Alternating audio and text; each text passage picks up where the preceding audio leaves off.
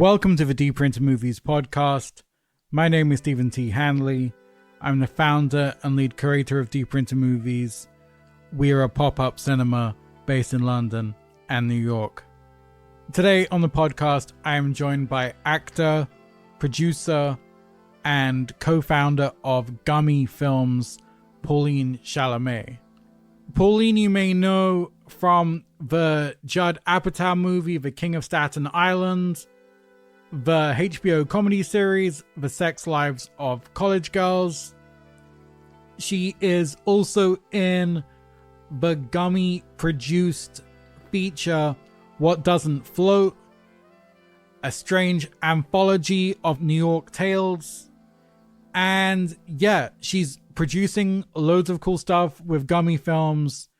She's really smart. She's really into books. I had a great time talking to her. This is me and Pauline Chalamet.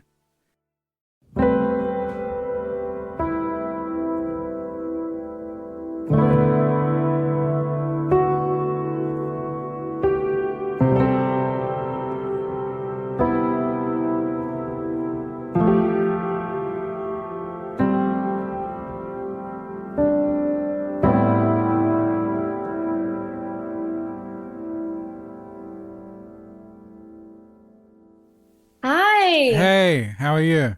I'm good. How are you? Good. Sorry about all the Zoom. Zoom is just killing my life recently. It doesn't... It's had enough of being so useful. It's exhausted. Yeah, we've overused Zoom. It needs a break. How are you? Good, I think. We're launching this new movie night where it's you get a slice of pizza, you go to the movie, you go to a bar afterwards for a drink, and the whole event is £10. It's like the cheapest, best night out. That's great. Where is it? It's in East London, kind of like the Brooklyn of London. And for the pub after, is it everybody just gets one drink and then they can buy more, or? No, we've got to deal with these guys Brooklyn Lager, where I think it's going to be super cheap drinks, but we've got really sick DJs. My friend who DJs for Frank Ocean's radio show, love it, will be playing, so everything is sick. That sounds great. I woke up this morning having the desire to... I've been getting into a lot of British authors lately, and I was like, I really would want to go to a used bookshop in London. Oh, dude, I've got the spot. Yeah. Okay, great. So you'll have to recommend that. And then maybe if I do pop over to London, it'll be on one of the movie nights. Yeah, that'd be great. I can take you to all the best weird bookstores and junk stores. Have you ever seen the British comedy Black Books? No. Okay, it's a dark British comedy about a guy, the grouchiest guy ever, who runs a secondhand bookshop in London, and this bookshop has this energy. Okay, wait, I have to just write it down because I think that's gonna be right up my alley. It's called Black Books. Yeah. Okay. There's even one thing where I think some guy is really into a book he's reading in the shop, so he starts selling him a few pages at a time, and stuff is really funny. Or he chucks people out just because they're having too much fun. It's really good. Oh, I love that. I will watch. My go-to bookshop is in Notting Hill. It's a big secondhand bookshop, and they've got a sign on the counter like, "No, we are not the fucking bookshop from the Hugh Grant movie Notting Hill." Oh my God. It's like, look around. So let's start at the beginning. What kind of teenager were you? I think I was a pretty rambunctious teenager. I did a pretty good job at hiding it from some people. Right. Wait, did you get away with everything? Were you like that sibling who like... Yeah, I kind of, older siblings, I think generally get away with less. Right, yeah. But I think I got away with a good amount. My friend and I would call it scheming. Like, we felt like we were always scheming. Like, oh my gosh, it's time to scheme. So I was pretty good at scheming. I don't know if my parents turned a blind eye or if I was actually or if they actually just thought she's doing normal teenager things and Hmm. gave me an appropriate amount of liberty. I don't know the answer to that, but I think I was a teenager who in school I got by. Like if I liked a teacher, I excelled in the class. So it wasn't Yeah. about the subject matter, it was about the teacher. And I was always just trying to get away with as much as I can. It's like, oh, I don't have to fully do this, but it can seem like I did. I'll do. So it felt like in all arenas, I was just scheming and getting away with as little as possible. Um, but I guess as a teenager, still, I was doing ballet, a lot of ballet. I was at the School of American Ballet, and then at a place called Manhattan Youth Ballet. And I guess when I was in the ballet classes, that was like 90 minutes a day of just pure seriousness. So maybe it was a form of rebelling against that. But I was a schemy teenager. What kind of bad stuff were you getting up to? What's like the most crazy thing you can share? Like, I think the craziest thing I can share is at maybe 16 or 17 being outside one of New York City's nightclubs, barely dressed in the dead heart of winter, and just standing out front with my friend and waiting for like a promoter to notice us. And a promoter did notice us, and then we were allowed in. And the bouncer or the promoter said, you I guess I didn't have a fake ID. And he's like, you just have to show something. So anything that you had. And all I had was a Metro card. And he's like, you can just show them. And I was like, okay. And then I went in and it was like, cranberry vodkas galore. And, but I got it out of my system because by the time Yeah. I was of age, had no interest in going to the clubs. Yeah, I agree. I don't think we had the Meet Me in the Bathroom documentary guys on the pod, and they were talking like about nightlife, about the indie sleaze, and I was like, if I'm real, I think I've been to a club 20 times in my life. Like it was just never for me, and they kind of had to be like, no, that's cool. I was like, it's really not. You don't have to hold it back. But yeah, the nightlife was never for me. I couldn't. Yeah. Yeah. It was, it came and went in my Yeah. teens. So when did you get into dance? I was always in ballet. So my grandmother was a dancer, Broadway dancer. My mom was a Broadway dancer. My mom had gone to the School of American Ballet, and then I had auditioned, I guess, when I was like 8 or 9 and got in, and then spent my childhood doing all of dancing with the New York City Ballet whenever there were like kids involved. So, Nutcracker or Midsummer Night's Dream. Um, and I just continued that. It becomes quite serious at a young age. I'd say at around like 10 or 11, it's it's like almost every day, if not every day. And I just continued with that. Was kind of dead set on being a ballet dancer. Um, and then I got into a bad bike accident at 16 when I was leaving high school to actually go to a rehearsal because had been cast on this like NBC pilot, and I was going to it and I got hit by a cab and then shattered my collarbone, and it was the first time in my life where I was out and I couldn't dance for like 3 or 4 months at least. And it was kind of an awakening of sorts. It was like, oh, there's a life outside of this. Yeah.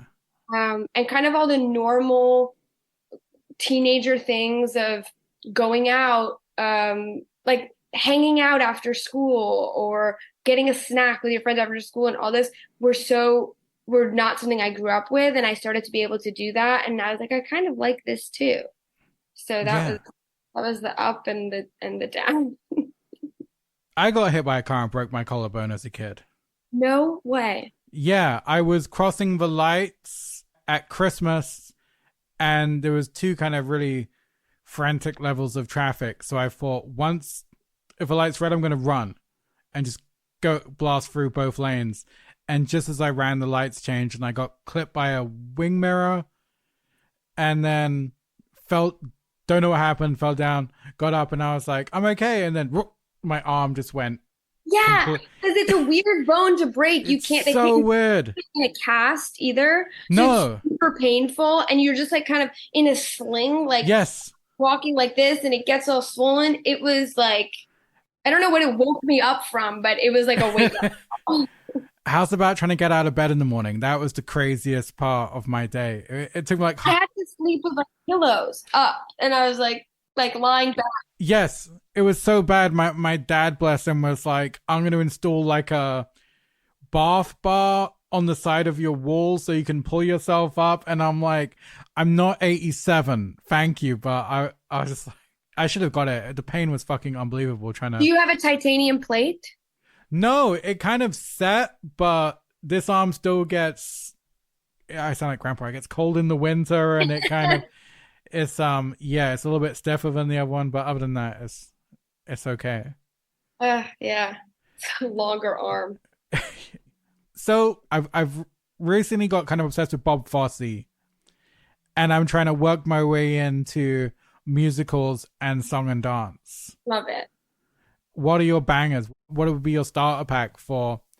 Because it's a kind of a love-hate, or people haven't tried it or don't want to get it in a musical. No, I know people are so reluctant. There's something I don't really get the reluctance because I feel like musicals, they kind of satisfy the itch of like like a movie that sometimes you put on a movie, or maybe you don't, maybe nobody else does this, but like you're kind of in the mood to cry, or you feel a little like sad. And, oh, absolutely, yeah. Okay, and you put on a movie you kind of know is going to do that, or feel can do that. And I feel like musicals like scratch that itch, scratch that itch. Like you can be so moved. And I think also going to a performing arts high school where there was a lot of musicals, a lot of the amazing, professional musical directors who would come in and direct these shows, they often said the same thing, which really stuck with me, which is in musical theater, and I am no expert by any means, but I enjoy a good musical. But in musical theater, it's a play, and the stakes get so high that the talking doesn't really suffice anymore, and you have to break out into song. Right. And I've always loved that because it makes I basically go to musicals and I think that. So I don't know. I love a chorus line because a chorus line was so important in just changing musical theater generally. It was like the first time that it was the play within the play, kind of. You were seeing what happens behind the scenes. So I have a real soft spot for a chorus line. I love just generally like Little Shop of Horrors. I love Cabaret, 42nd Street. Those are like, I'd have to say my top. I remember like when Wicked came out when I was a kid, I was totally obsessed with that. I remember being so obsessed with Legally Blonde when that came out because there's a whole number where they're literally jump roping and singing at the same time. Although someone recently told me that there were probably like background singers so that the people on stage would maybe not sing, but it really looks like they're just full on singing, jump roping. The spectacle is kind of amazing. Although I have seen some musicals where I've been like, this is not good, and I'm ready to leave. Right. I like all that jazz. I love all that jazz. I love all jazz. I like Cabaret. Company is Being Alive is my favorite. Did you see the documentary? Yes, that's what that's what got me. I got invited to Criterion. Someone recommended Company, the documentary, and then the original cast recording. Yeah, every time I watch that, I cry. That's one of the things I can put on if I'm in the mood to cry. I'll watch that documentary. Yeah, because I was like, these people are fucking giving it their all. And I think there's one woman and she's trying to go for a take and she's not nailing it, but she sounds brilliant. She sounds brilliant, but she's beating herself up. Elaine Stitch? Elaine? Yeah. Yes. Yeah. And Sondheim's just been such a taskmaster. He's like, no, again. And I'm like, that was fucking genius. What more do you want? And he's like, this ain't it. This is shit. We're just getting warmed up. And I'm like, whoa. And I was like, just that yeah. I think Being Alive is so beautiful and sad and wrenching. Yeah. Spring Awakening, the musical too, was the music in that was pretty good. I remember being a teenager and really loving that. Oh, and Hair. Hair was, I think it like premiered on Broadway in the 60s. Yeah. And my grandmother had seen it, and she would always say like it was so risque, like I had never seen anything like this. She had done like 42nd Street, Kiss Me Kate, like very traditional musicals. And in high school, they did a revival of Hair that my mom took me to see, and I was obsessed. I mean, I was like, this is a musical I want to be in. I feel this musical. And then I started cutting school on Wednesdays for maybe about a month to go to the matinees because I wanted to watch. I loved it so much. And I think I would like convince one different friend each week to come. That's cool. What age was this? Before the accident? Was this still in your dance era or after? It was in the same era. It might have been right after the accident. Maybe it was right after the accident. And how did you reckon with your injury and no longer dancing and stuff? Well, you know what's funny? I'll tell you this. I remember sitting in the bedroom of a friend who lived in my building, who I had gone to school with a few years in middle school.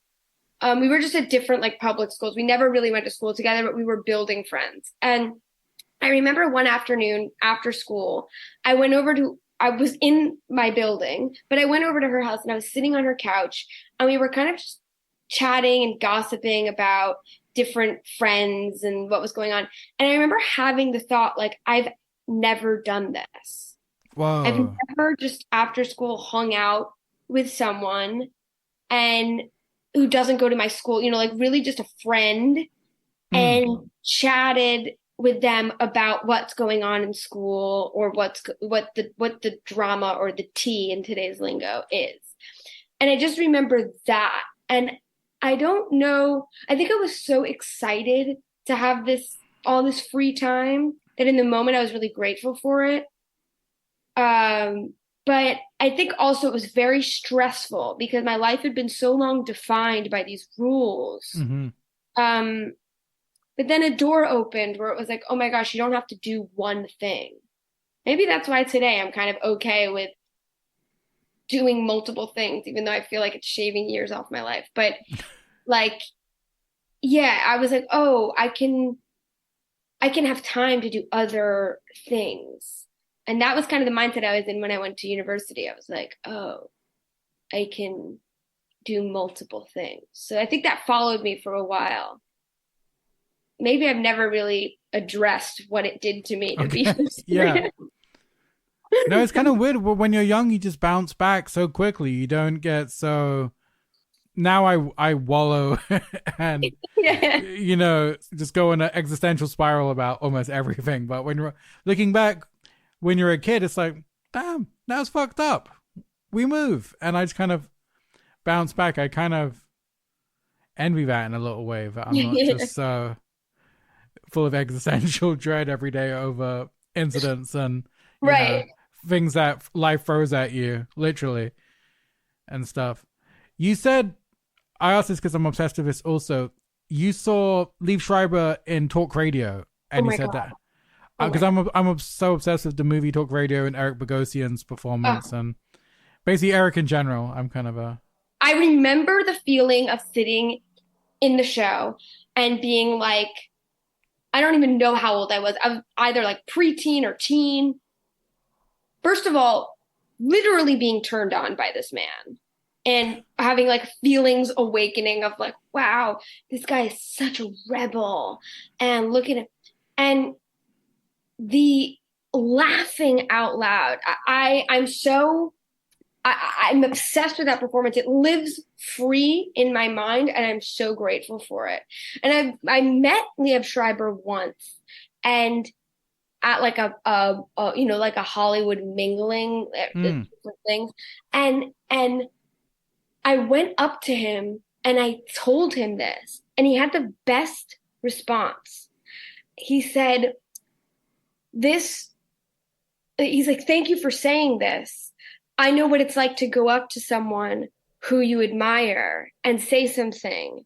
And I really appreciate you saying this to me," or something like that. Mm-hmm. And that always stuck with me because I thought it was handled with such grace, like not just like, "Oh, yes, thank you so much," or "Oh my God, you saw that," and kind of brushing it off. But he recognized the importance that that performance had had. And I was very impressed with that. Oh, I'm obsessed with him and that play. Love the play. How about the movie? Do you enjoy the movie? Have you gone to the movie? So, Or was that your no, first? I just saw the play. And you know what? I'm thinking like, I've never seen the movie. Oh, the movie. It's my favorite Oliver Stone movie. I will have to check it out. But yeah, it kind of made me obsessed with radio. And I saw that Christian Slater Pump Up the Volume movie around the same time. And I'm like, I need to be a pirate radio DJ. Just, you know, talking the truth on air and just like playing my grunge CDs and stuff. That was, yeah. Oh, big. I figured out why I connected those two things. Because they both have talk radio, and there was this other play, Little Murders, and I think that I like read them at the same time, and I think they will forever live in my brain at the same time.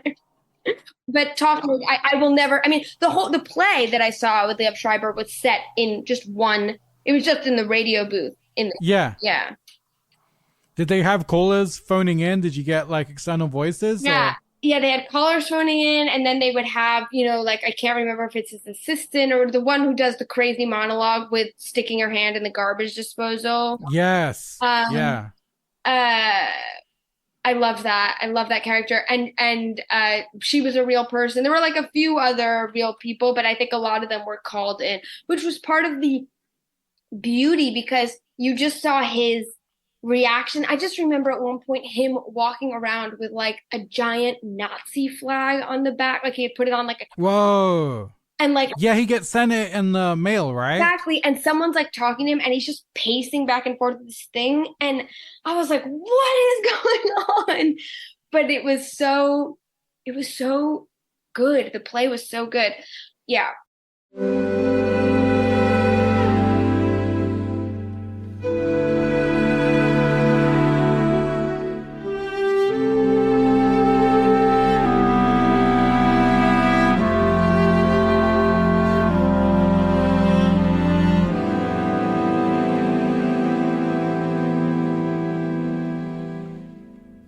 This episode is brought to you by Mubi. Mubi is a curated streaming service dedicated to bringing you the best in cinema.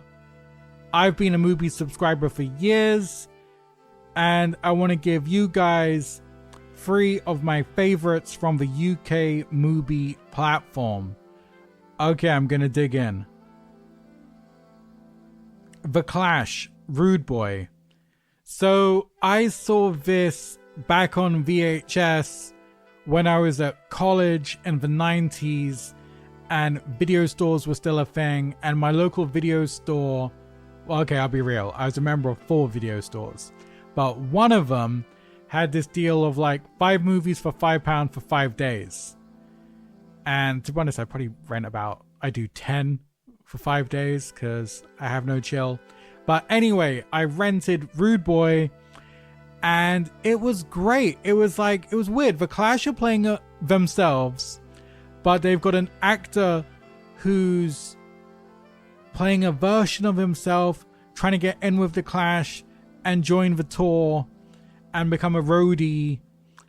And it's weird. It's just so meta and way ahead of its time.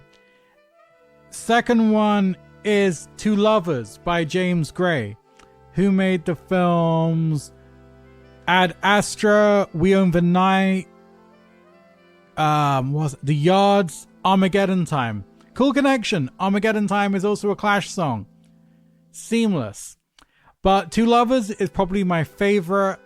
It's a love story starring Joaquin Phoenix and Gwyneth Paltrow. And for my money, this is Joaquin's best ever performance. It's a real, beautiful, sad, understated love story. That's pick 2. My third choice is Under the Silver Lake by David Robert Mitchell. Okay, hear me out. This is a love it or hate it movie. I love it. I think it's amazing. I think it's one of the best movies about LA. It's dark, it's weird, it's sinister, romantic, digging into all the dark history of Hollywood and the creepy stuff that lays beneath the surface and comes out at night. I think it's great. I've never let you down yet. Take my word for it. And here's the good part. You can watch all these movies and more for free.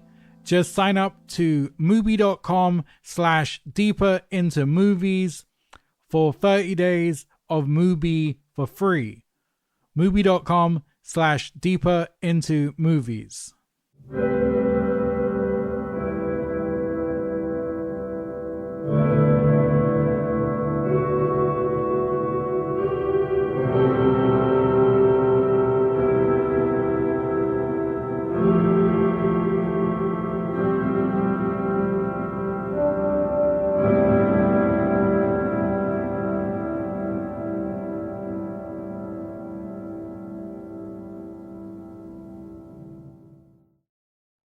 When did you decide to move into... Oh, you're already doing TV, right? You started in TV doing roles? Kind of. I was really doing the ballet. I would kind of audition for things from time to time. I don't think that like child agent really liked me. Like I remember once when she like wanted me, she had me into her office and asked me to do like a jingle for like a chewing gum commercial and, you know, like hold up the pack in front of her and be like, yeah, it tastes great. And I did that line. And then she like saw my mom and was like, she should see an acting coach if she wants to. Whoa, that's fucking savage. Yeah, I know. It's like my memory. I don't know how old I was. And I was just doing the ballet thing, but a lot of the TV things that I was doing were linked to the ballet thing, like that right. pilot for NBC or whatever. That was because I was a dancer in it. And same with like, I did like a stand-in for the first episode of Royal Pains where I was the ballet dancer, like the double, you know?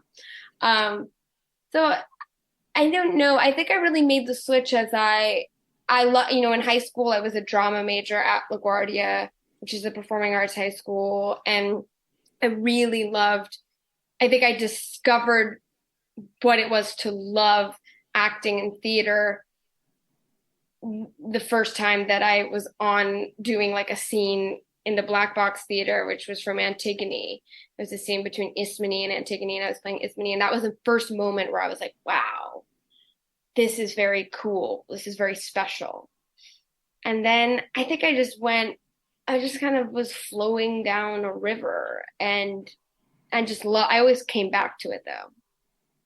And I think I first saw you in The King of Staten Island. I've got to say, I think Steve Buscemi's monologue is the best he's been. Yeah. At the fire station where he's telling the story about his dad. Because I've loved Steve all my life, but he's always like creepy or a little bit tragic or weird. And I'm like, this is probably Steve being Steve, the most like himself he's been. Adult kind of. Yes, yeah, yeah, no criminal background, no awkward. Wholesome. And I was like, yeah, I'm like, he's just giving a real fucking hard, almost like a speech from like a Cassavetes movie or something. Yeah. And totally. It was just so fucking pure. I was like, this is the fucking best he's been. It was so, and obviously was a firefighter himself, so it seems so exactly. Just so grounded and real. How was that? How many takes did Judd have you doing? That guy loves working stuff out. That was so much fun. That whole, that working on that. I probably had like a week and a half worth of like days of work. Um, I liked what I loved was it was my first time working. I think it was my first time working with a director who was so experienced in what he does. Mm-hmm.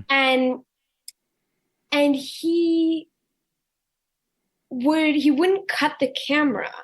He would kind of just yell out like things to um say, like to change, not things to say, Yeah. to change notes. And it kind of kept the adrenaline going, which was really useful and really helpful.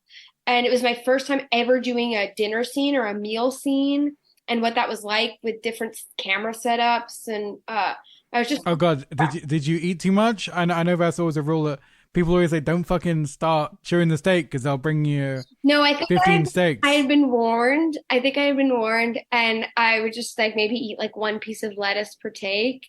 Um, I tend to find now that when there's eating scenes, I don't so much eat in the take, but I cannot help but eat between takes. And Right. people are so grossed out by this and they say, you can't eat it. It's like prop food. Like you don't know where it's been. And like, it doesn't deter me. I haven't gotten sick yet. I don't know what it is. The food is in front of me. It's comforting. Yeah. Exactly. But no, yeah, working with Judd was so special for me. I mean, that was like one of the like a highlight of my life being on that set. It was just all these veteran comedians. The cast was so nice. Just so nice, so welcoming. And so was the whole production team. I mean, Judd was amazing. He would say, I would come to monitor, he would get me a headset, he was like, watch this. I was just so I felt so taken care of, and like what an amazing foray into kind of the big Hollywood machine of filmmaking. So my friend created the show Industry on BBC and HBO. Yeah. And he texts me. I'd always make jokes because I was in my friend's music video for the Radiohead offshoot band. And then I was like, I'd always say something like, if you got a role in Industry, let me know. Like maybe I could be a tech mogul who tries to bring back Blockbuster or something. And I'd kind of be like joking, not joking, like, give me a role. And he messaged me a few months ago saying, do you want to cuss out Jon Snow from Game of Thrones in a scene? And I was like, well, fuck yes, let's go. So he gave me this one role where I don't know if I can give away the plot, but anyway, I gotta curse him out. And then as he's driving off and he's in his like big fancy Rolls Royce, and then the director just said, cut, okay, go again, but say some more stuff. Yeah. And I was like, what? And she was like, just say some more. Don't just give him that one heckle. Try and rile him up and say more. And then I was like, all right, reset, go. And I was like, fucking hell. The pressure is terrifying when you've got to suddenly turn on the juice. And obviously the cameras are rolling. There's 50 people watching you. And it's just like, it's reminding me when you said Judd would just tell you to, do more stuff. Yeah. It was kind of, you know what was funny though, was that, so I grew up, I had a good amount of friends from Staten Island. And so I kind of knew who these characters were. And I kind of felt very legitimate in my place as like a New Yorker on this movie set about New Yorkers. Yeah. And it kind of clicked for me. It was like such a beautiful, gentle entering of waters. Because if there was any sort of like you can improv, I was just kind of like, oh, I actually know these girls. I know. Right. Yeah. Where it's not like, you have to curse someone out. I would not be able to improv. Maybe I would. Maybe I'd find the rage in me. Yeah. Cursing someone out, man. I don't know. It was so funny because I felt like such an idiot afterwards. But the creators messaged me and said, we just saw your dailies. You were fucking great. All those lines you were coming out with. And then they're like, where did that come from? And I'm like, can I be honest with you guys? And I said, okay, so two things. One, I watched Casino with De Niro a couple of days ago. And there's a bit where he's cursing someone out when he gets taken to court. And Yeah. because obviously the Jon Snow guy isn't like acknowledging me, he's trying to ignore me. And De Niro says, "Tell me you're at the casino. At least give me that." And so I was doing the like, "At least look at me." But the other thing was I had to bang on the window of his car. But I really love the Anne Hathaway movie, The Intern. Yes. And there's a really funny bit where De Niro bangs on the glass, but he uses two hands. It's like two big paws coming toward the glass. And he's really dramatic. And I was like, so somewhere between Anne Hathaway and Scorsese, I found my person. And they're just like, oh my God, that's amazing. That is amazing. I know, yeah, you got to take inspo from anywhere, is what I say. Exactly, are the movies inspire. Totally.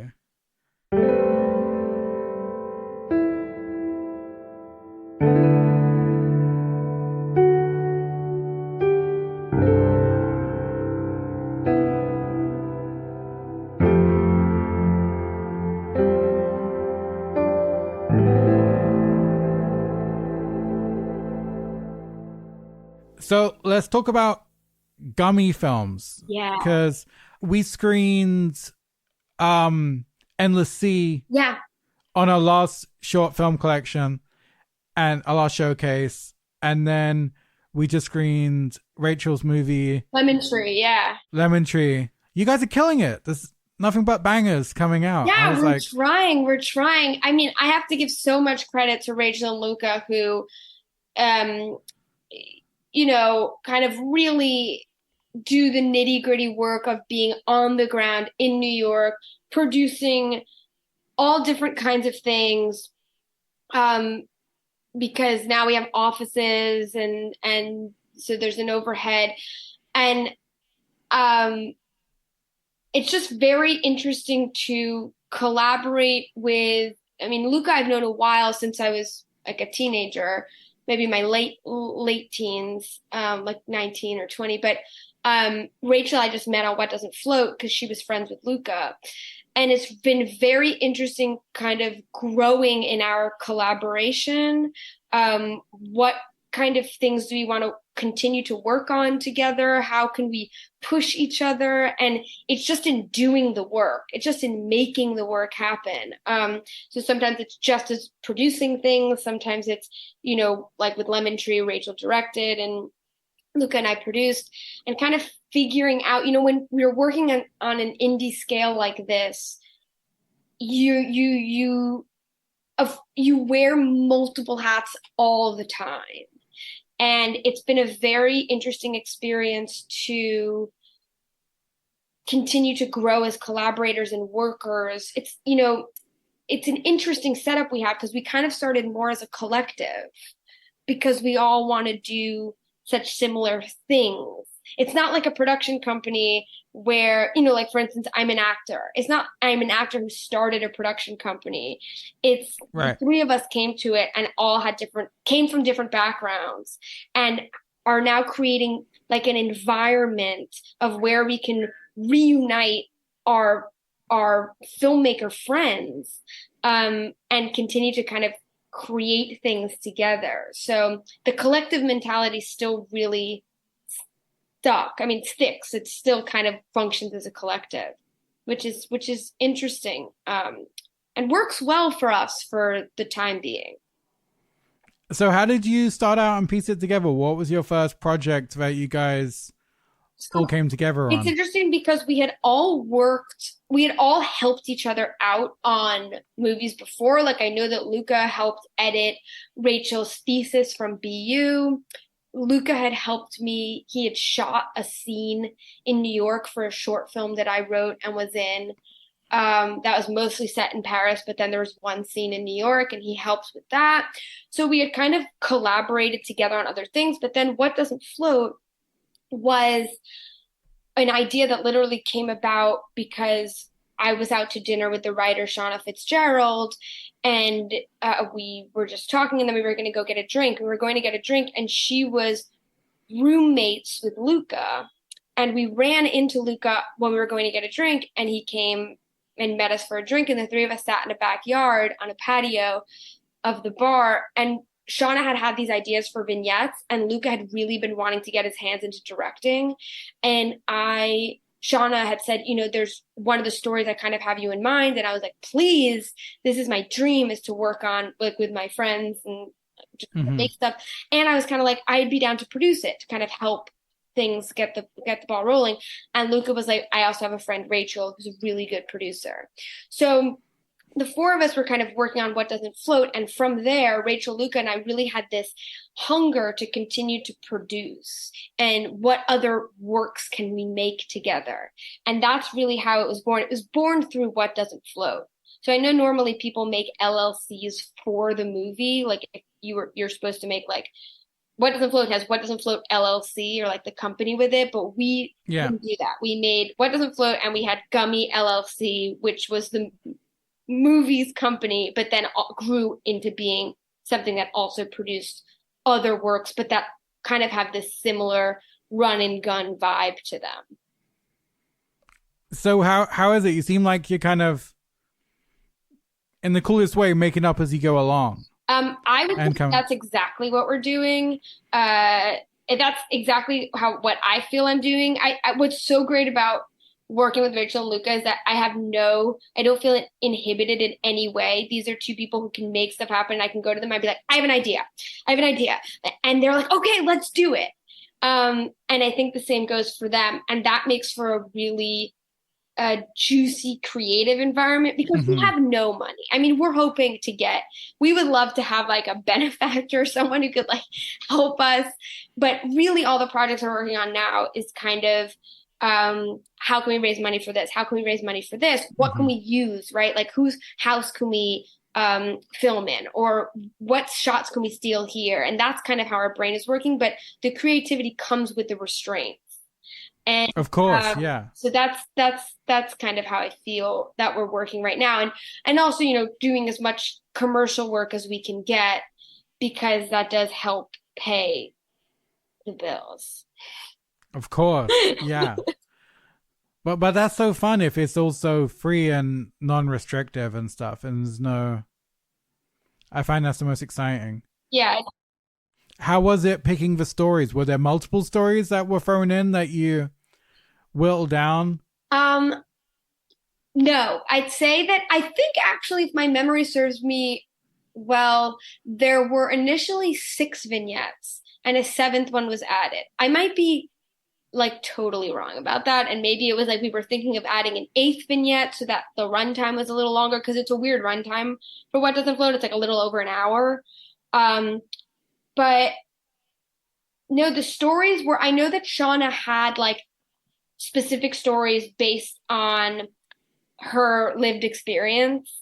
Like she's just such a good writer, and she has such wit and like dark humor, and it was just so amazing to see those lived experiences be put on paper. I think maybe 1 or 2 of the stories is inspired by Luca and his lived experience that she then put on paper. But I think those were the ones that we kind of had them all before we started shooting. But this was like a while ago now, so I might be wrong. But I'm pretty sure we had 6 or 7 stories, and we knew we were going to shoot them.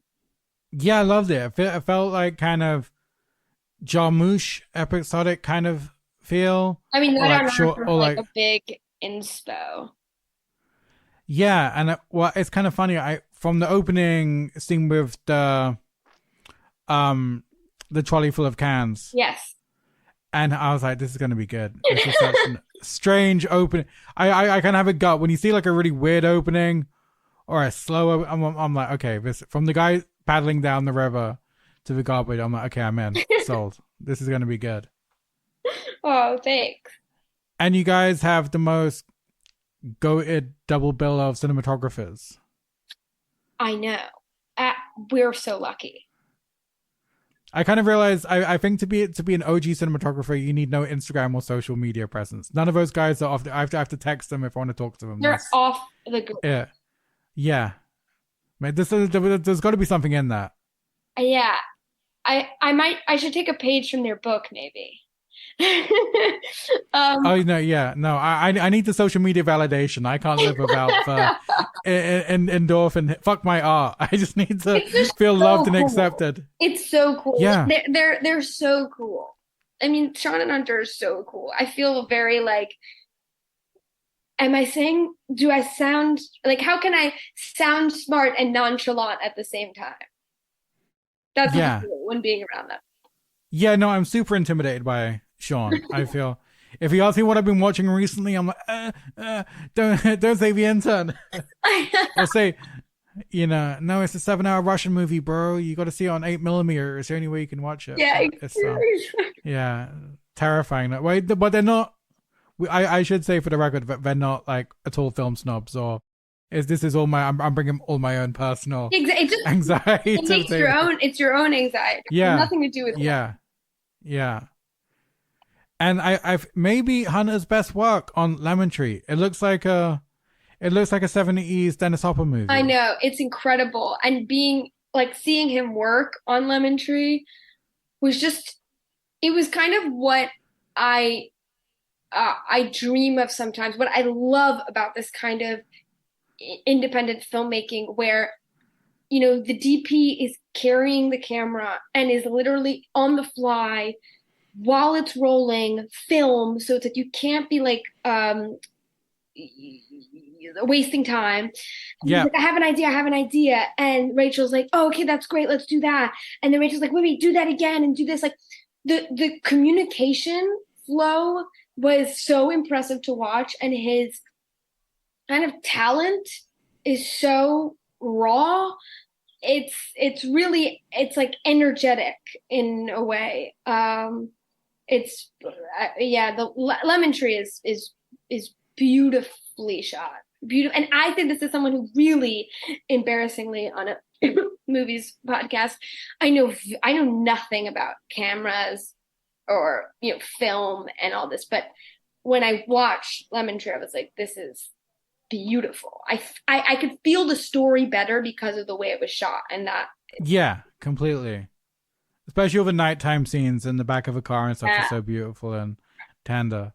How did you guys did this? I'm obsessed with those close-ups of you on the bike when it's just your eyes and face. How did you guys shoot you as they trailed along? We had Sean sitting in the trunk of a car holding a camera, and the car was driving ahead of us and we were following the car. Oh, amazing. It looks so good. I love those close-ups. Those kind of details are really what sometimes make movies for me. Yeah, I look at that now and I'm like, oh my God, this seems crazy to be doing. Yes. So let's kind of go back to where we started to finish. We're talking about books. Wikipedia says you're an avid reader. Is that what the word it uses? It says you read one book a week. So just to let you know, that's what you need to be keeping up with. Damn. I love to read. I find extreme solace in reading. So yes, I think I'm a reader. How have you retained your attention span after COVID? Something happened to my brain in COVID where my short attention span got even worse, and I found now that I can read nonfiction like film bios or histories of movie, but my fiction life is really struggling. I was wondering, how do you not check your phone and watch a million TikToks and things like that? Interesting because I'm not on TikTok, but I am on Instagram. I will often delete the Instagram app for days at a time, though. It's like it's not really a great place. So a weird thing happened for me during the pandemic. I was alone for most of the pandemic, really alone, and I realized that I was going to go crazy and every day was the same. So I already for a few years had a pretty strict regimen of waking up, reading for a little bit, and writing. Writing was like my big thing in the morning. And what I decided to do in the pandemic was, because our days were so long, was kind of prolong the morning stretch, my morning ritual. Mm-hmm. So my phone has never been in my room when I sleep. So I've always had a radio alarm clock. So I'd wake up and I would write the way I'd been doing for a few years, but then I would read. And I started getting into this habit of reading nonfiction in the morning. So the New Yorker often is like my go-to because it's analytical. It's not like, the world is ending the way you can read on like news sites every day. Mm-hmm.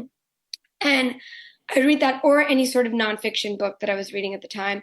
And then the day would happen and it was pandemic, so nothing was happening. And then at night I would read fiction. And I kind of have just stayed in this routine, which greatly impacts me. Mm. I love it. I find that when I'm struggling to read a fiction book, what helps is to read a page turner fiction book, and one that you'll read in like 2 days. It's like so good. And then I can go back and like pick up maybe a little bit of a more difficult fiction book, but I'm already in the mindset. But it kind of relaxes me at night. It's an escape tool, really. You don't keep your phone in the bedroom. That's amazing. That's terrifying to me, but that sounds really essential. Well, no, I like podcasts to go to sleep.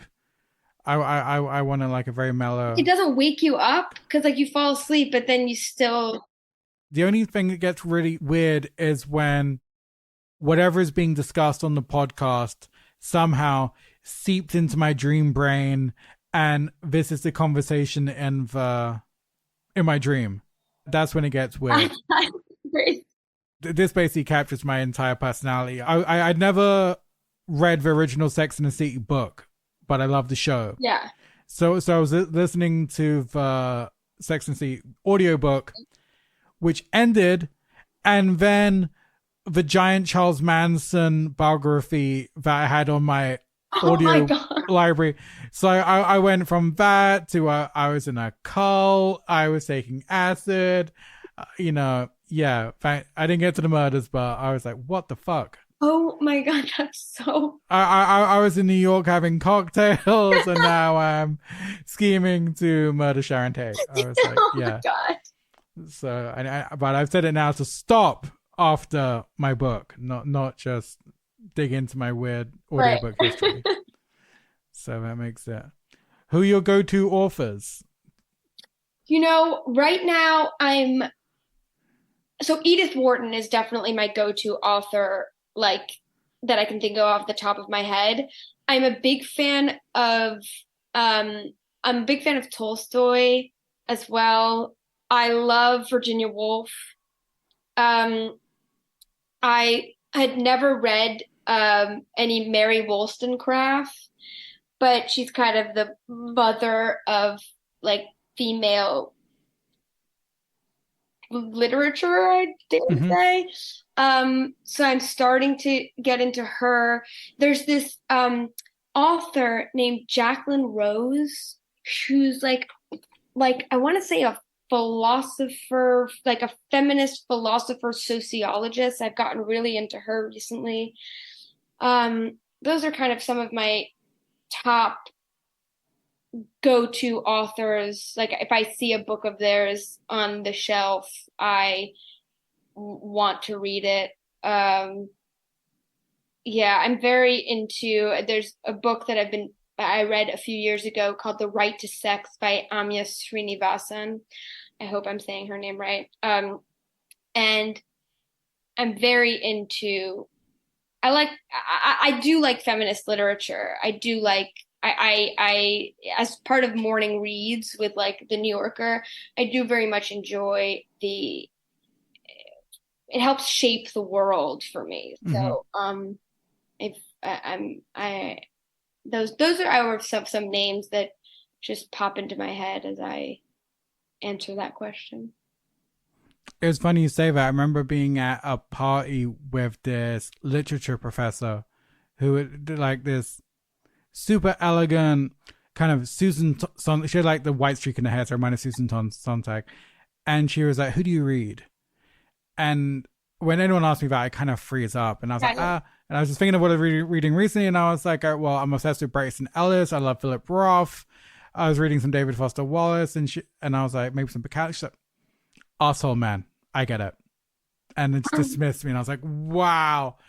And then you sound like a douche in your back going, no way. I read Joan Didion, I love Margaret Atwood, or I love Flannery O'Connor. She's like those were your two. I can see him just digging, like, stop trying to dig yourself out of this. Like, it's such a hard question to answer too, because I also, I love, like, right now I'm thinking of Hemingway and Fitzgerald, and I love their books. I mean, I could read it.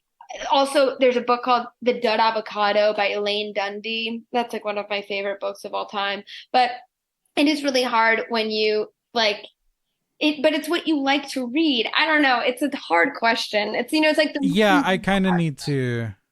I don't know. Yeah, there's a certain type of prose or kind of compact, minimal prose I really enjoy for something like when it's really, I don't know, like when Raymond Carver, when he got all his stories cut by the Leash, the editor. Yeah. I was like, that's the kind of, I don't know, I feel that's the type of have you read Infinite Jest? Yes, I did it in 3 different, my friend said do it as 3 different books. Oh, interesting. But then it didn't come together for me in the way it did. Should, I feel. Read it as one. Yeah. But I really, but then I'm friends with Brett Ellis, and he famously can't stand David Foster Wallace's writing, although Wallace originally said he was inspired by him. But he said something really hard. He said, I think he's a journalist. I think he was a nonfiction writer, and he's way better at that than he is at fiction. But then there are some sections, some lines in Infinite Jest which is just astounding, and that's what I language and the turn of phrase is just knock you on your ass. But I hear it's incredible. The only book of his I've read is Brief Interviews with Hideous Men. Hideous Men, yeah. A friend of mine was very into the book, and she highly recommended it. And I just remember I really enjoyed reading it. I really enjoyed some stories I liked more than others. But I'll never forget, there's one story where most of the story is in footnotes. Oh my God, he loves the footnote. Yeah. Infinite Jest is like 300 pages, footnotes and appendices. And I'm like, do I skip this shit and keep going? Or do I, am I a peasant? Am I not absorbing it properly? Yeah, exactly. But you're like, this seems optional if it's written so small at the bottom of the. I know. And the book's already fucking it's 800 pages that. I felt I'm disappointed. All my friends during the pandemic were attending an Infinite Jest book club where they'd meet up once a month, and you'd be held responsible to keep going.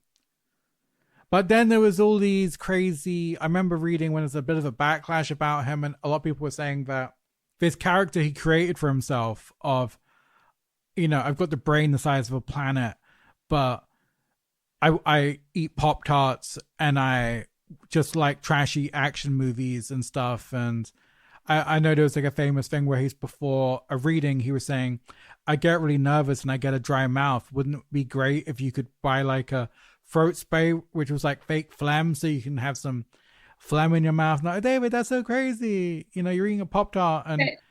But everyone says it was all just a great act. He was such a master manipulator, which is very cynical. But maybe it's that. Maybe it's that. I don't know. I think he must have been very tortured. I don't know much about him. From what I hear about Infinite Jest, though, there are like passages that really predicted the world we live in currently. Yeah, and that's a reason that it's one of the books I want to attack. Attack is not the right. Attack's the right word. Yeah, one of the books I wrestle with. Yeah, but it's yeah. Maybe he was that much of a manipulator, but he probably was pretty tortured. Also, yeah. No, to be fair, of course, I think there's definitely some. I don't know, but then we did a screening where we had a documentary of people. It was a university documentary where the class was trying to. Do we judge the art of an artist? Was kind of an argument because there was all these reports from his ex-girlfriends and stuff, saying that he was pretty terrifying, but people were saying also, but the work is so brilliant. So we screened that, and then we had a 1 hour interview with him. This crazy 1 hour interview with like German TV, which was just a one-on-one 1 hour conversation. So it was kind of a fair balance. You know, it's a really good book about what you just said is a book called Monsters, written by Claire something. I'm forgetting her name. And I really hope it's Claire, but it's Monsters, like a fan's dilemma is the cool book. And it's a book about what you just said, right? The how do you appreciate the art of a, you know, monster, quote unquote. Yeah. And I haven't yet dug, it's on my bedside table. It's one of my next reads, but I'm so excited for it. Yeah, that's very prescient. Yeah. I love nuance. I mean, I'm all about nuance. It's, you know, black and white is so dangerous, but I'm very excited to read that, to hear what the arguments are. Yeah, that's so true.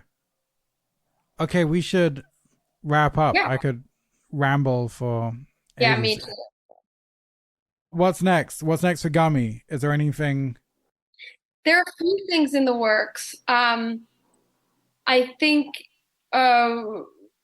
Rachel and Luca both have features that they're in the process of developing, and kind of trying to continue to get some commercial work in the meantime. And then there are a few movies, like this amazing writer-director named Ben Hosey has a feature film that we're going. I know Ben. Yeah, I love PVT Chat. That was exactly so good.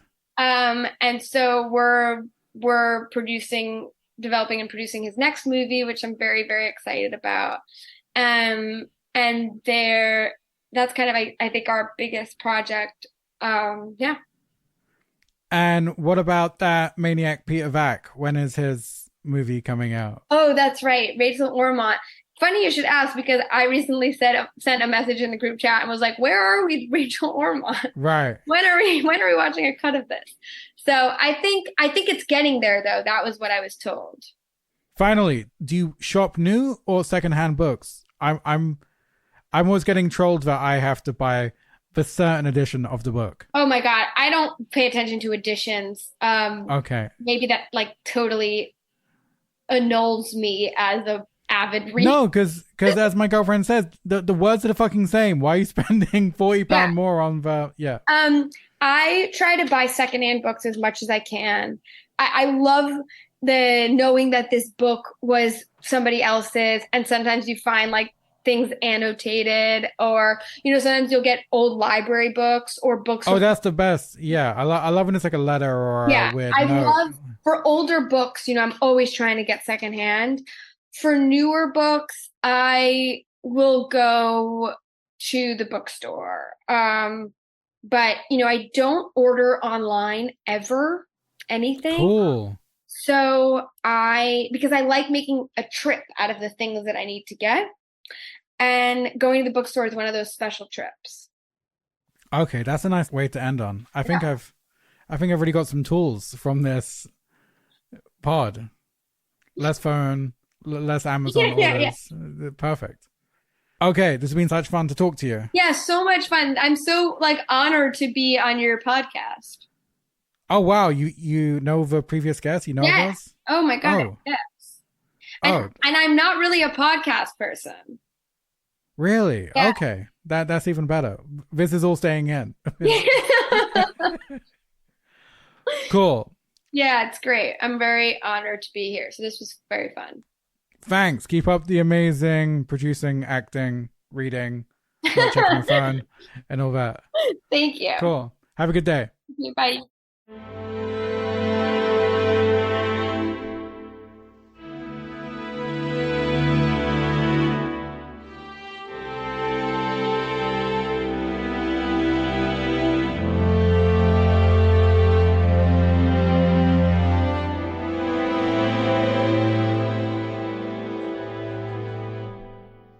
Boom. that was me and Pauline Chalamet. She is delightful. I urge you to go check out all the Gummy Films production stuff. They're doing great things. Okay, that's it from me. Thanks for listening. Thanks to Joshua Eustace, aka Telephone Tel Aviv, for my beautiful music. And a quick favor, if you enjoy the pod, like and subscribe. I've been told this helps hugely with getting the pod out there and putting it higher up on searches and stuff. And the pod will always be free, but the bigger the pod gets, the bigger the guests get. Okay, that's it. Thanks for listening, and we'll speak soon.